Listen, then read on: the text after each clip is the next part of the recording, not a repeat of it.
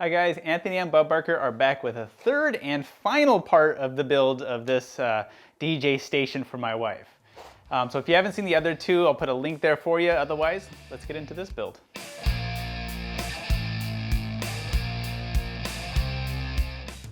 So we're back at it again, breaking down some more plywood. Been doing a lot of that for this build because it's been such a large build, at least for me it has been. Making all of the cabinets and now the shelves for the upper part. So of course we're using our track saw again, and we're going to just break down enough pieces for the sides of the cabinets here. And then just trying to level them out a little bit. And the reason why I'm cutting a wedge off there is to account for my walls not being perfectly plumb, so that's going to help the shelf sit right. So here I'm setting up my crosscut sled to do the dados, and I have that little cutoff piece of the plywood to help get the width that I need. So I set the depth of the blade in the first cut here. And then what I do is I take off that piece of the plywood there, and then I have another little scrap that's just the width of the curve of my saw blade. And then I slide that over to the stop block, and then that's going to give me the perfect width of the dado to go for that particular piece of plywood. And that works with any plywood that you're using. And so right there you can see the two cuts.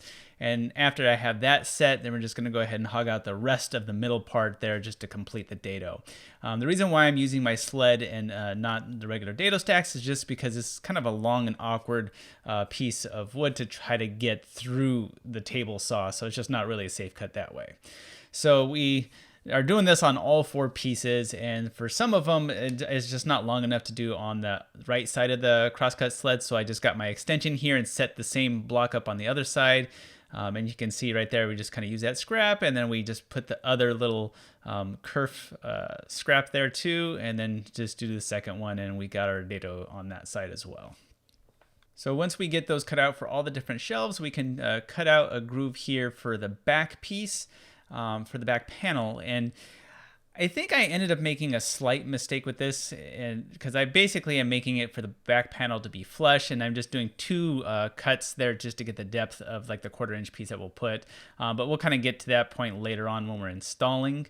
So after we have that, next part we're going to be doing the shelves, and as I'm doing these, I just cut out everything, and I'm kind of marking each piece as I go just to make sure I have what I want and where I want it to be later on. And my obligatory jumping on my bench for no real reason to finish up my cuts as I'm making up the rest of those. And this part I'm ripping down like the whole length of the plywood because that's going to be the bridge part that's going to go over the window in between the two shelves. So we're going to have to account for that as well, and we're going to add some extra pieces to that later. So now that we had everything cut out, we can start assembling here. So just smear some glue into the joints, and then I run into a problem. Turns out this plywood thickness is actually not very even throughout.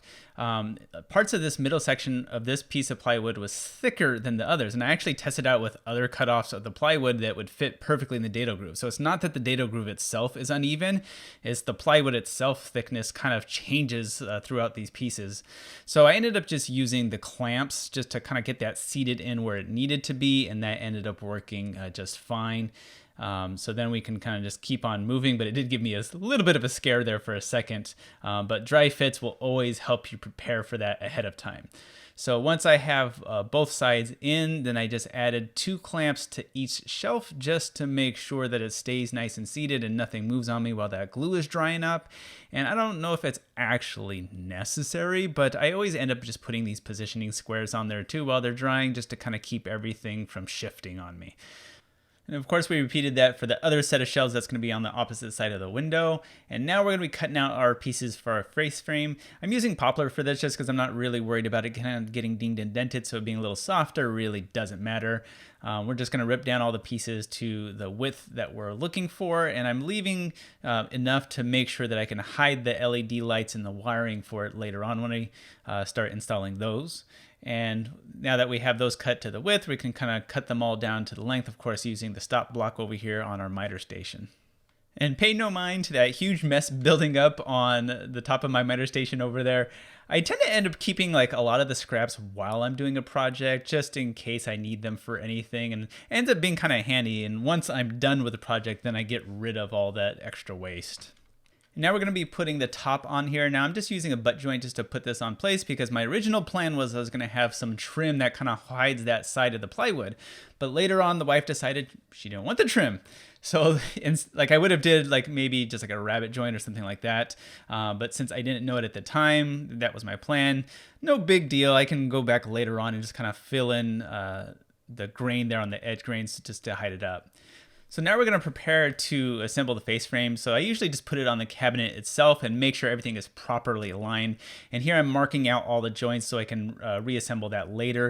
And the reason why I'm not using spacers or anything is because all the shelves are different heights for the different books she has. So I wanted to make sure I had good, accurate reference for it. Now I clamped it together, flipped it up, and did the other side as well because that's the side you're actually going to see when you're assembling. So once I have all of that properly marked out, we can go on just to doing some pocket holes because we're going to be using that to assemble all of these pieces. And so here we go, just gluing everything together. And it was actually really helpful to have these just little reference lines to make sure that it was stayed in place. And basically I would just put glue on each side, clamp it in place just so it doesn't drift on me, and put a couple of pocket hole screws in there. And this time I was much more careful with the size, unlike earlier when I did the face frame for the other cabinets and I kind of split the wood. This one went nice and smoothly. And so then we just kind of repeat that same process for all 4 of these pieces on the face frame, and of course doing the same thing for the second face frame as well. So once we have that done, then it's time to actually attach the face frame. So we just carry it on over to the cabinet there, and I just put this extra long level on the edge because there's a slight bow just to that piece of plywood, so it just helps straighten it out while we're assembling it, and kind of gluing and tacking this in place kind of kept it in place.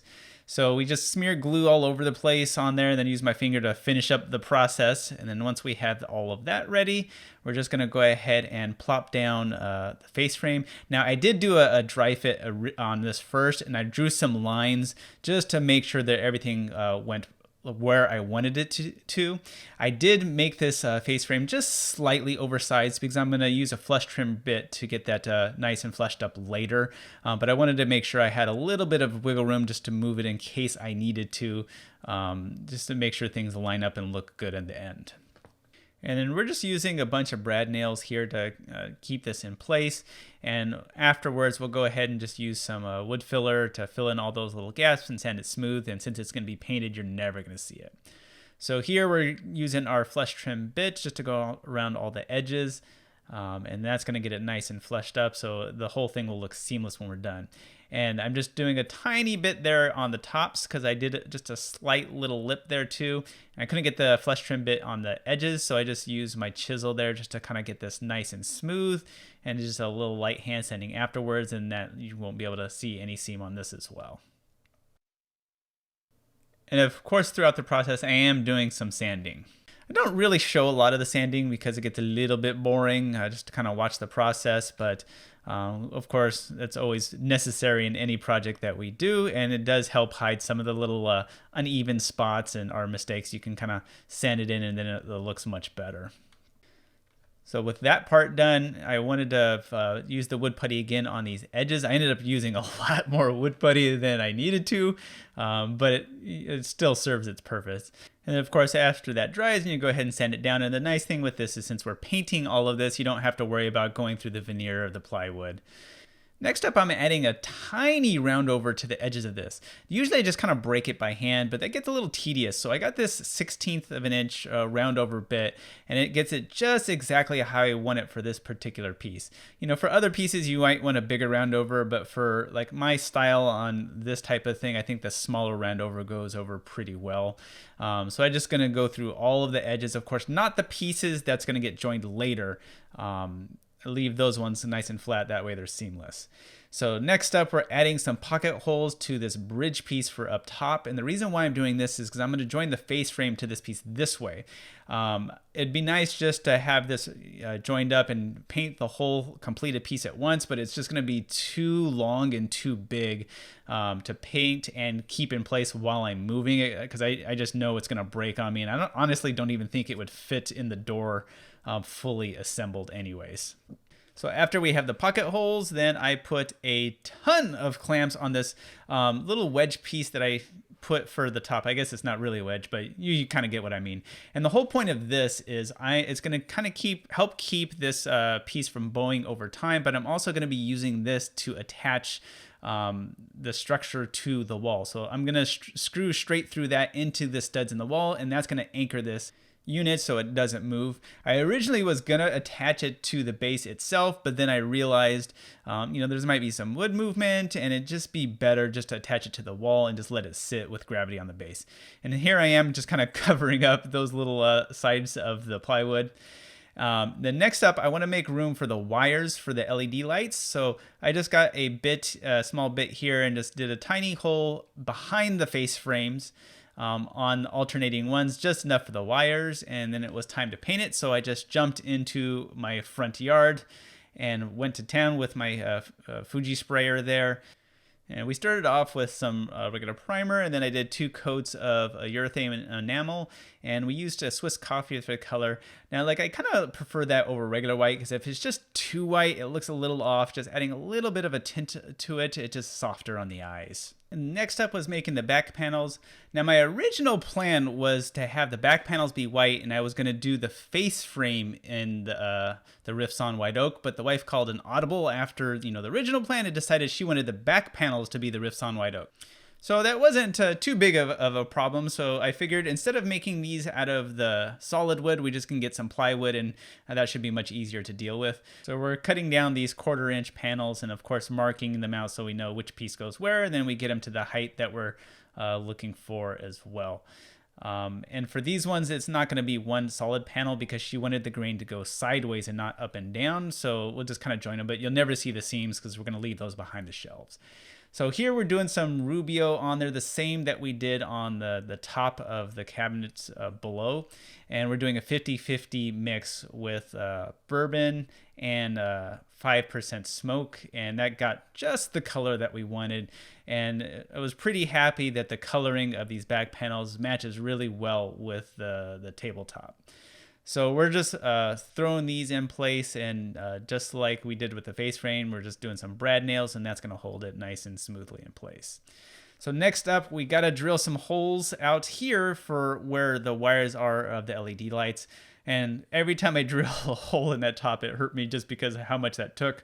But we're going to go ahead and just fish the wires up, and we're going to be hiding all the wires in those in the drawer cabinets there below the drawers, and you'll never see them coming from either way. And we just kind of run that through, and once we have that, it's time to put up the shelves. And of course, I didn't want to scratch things up, so my wife helped me set those up there, and then I can get it right exactly where we need it. Now, the other issue that we ended up having was those back panels are flat with the wall, so it took a little extra finagling. What I should have did is inset those a little bit. That way it can account for the unevenness of my wall and still have things sit flat. But in the end, it ended up being okay, but it did push out the outer parts of the cabinet, so we're going to have to use some trim to make that kind of sit flush. So for here, we're attaching the centerpiece, and basically we just clamp it in place, and then we're using pocket hole screws from the back. That way you'll never see this. And later on, I just put a little bit of caulking there on that joint, and you can't see much of a line there. It's pretty seamless.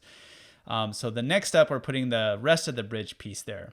So I had a bit of a rabbet on each one of the shelves, so the top didn't go all the way to the edge there, so that gives enough room for it to sit on there, and then I can screw it in place into each one of the cabinets, and then I can screw through the back piece into the wall studs, so that way it'll never move, and that made this whole thing sit real sturdy. And then I'm also here just putting in the pocket hole screws to attach it to the face frame, and now you can see that you'll never actually see any of those screws. And then I did come back later and put some screws from underneath the shelves into the studs in the wall, so that kind of anchors the lower part of it as well. And so here we were just putting on those little extra trim pieces just to make that part seamless as well. Then we get the lights set up. So this is my power supply, and then I have this controller that way I can hook it up to an app on my phone as well as a remote control.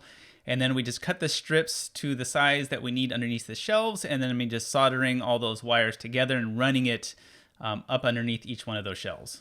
And then we can turn on the lights. All right, guys, and this is the final build, the completed project, and I'm really thrilled with it. And more importantly, the wife likes it, and if she's happy, of course, we're happy. So if you like what we're doing, give us a like, subscribe, comment, tell us down below what you think of it. Otherwise, we'll see you guys in the next one.